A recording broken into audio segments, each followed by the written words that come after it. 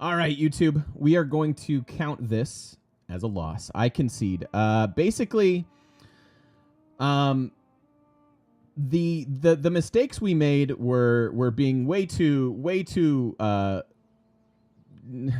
hate to say the term YOLO, but we were way too free and easy with what we were trying to do. We really went for the Artemis, which I think was a decent play. The mistake we made was forward settling her. We should have taken the conservative city over here that would have started with horses and some other decent tiles, and then let her settle this, and then we take it over, right? But at this point in the game, she took our city, built walls there already, and is settling more terrible cities for us to take back over.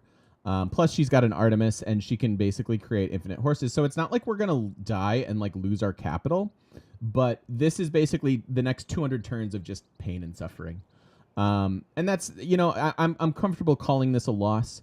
With India, the strategy like that we were trying to go for was I didn't mind going after the archery first because you need archery on your way to horseback riding, and that's one of your first stopping points anyways. Plus, this usually gives you some survivability, but I didn't build that survivability. I built two free with the my choices of a builder and a settler and stuff. It can work out, and when it does, it feels really good, but usually not an advisable path, which is why we often start with archers and just, you know, a couple slingers. Let's go safe. Let's go turn by turn. Let's figure this out. Let's not get run over by barbs. We'll make a settle or two, and if we get forward settled, we'll figure that out then. But basically, the type of play that we wanted to make was we should have maybe rushed an encampment and just ignored this and let the AI build it for us, because when you're doing more, you can just do that. But then, yeah, you need time to set this up. We're close, like turn 70 where we're at would have been fine. We just needed like 2 or 3 cities to be able to do this. To one, maintain the gold. Like the biggest issue with Varu is they're a really, really strong unit. Like look at this attack. It's really nice. And the debuff is really nice, but they're 3 gold maintenance, and that is torturously painful. That is so much money, especially when you're relying on just one city. My trade route even somehow lived. Eventually we'd be able to run conscription when we finally get here, but that's another 21 turns away because we're so far behind.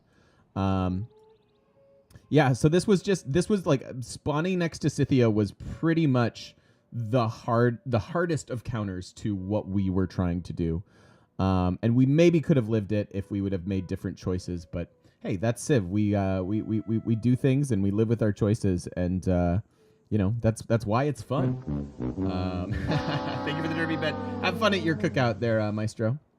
But yeah, so it's not like she's gonna raise. It was actually really fun. I was hoping we'd be able to like to turn it back around, like we did in the Pericles game in the 2017 challenge. But that didn't come to fruition, and just the fact that she could do double horses, it's just silly. It's just absolutely silly. So, GG. We lost. I will end with a Varu kill. But yeah, so let me know in the comments if you guys, you know, obviously I know what I did wrong, and I still made those choices, and that's just how it is. But we will definitely count this game as our first 3 games went great. This one not so much. So thus is the way the cookie crumbles. Sure, go with it. Hopefully we'll see you guys in the next challenge. Hopefully you guys learned something. Talk to you later.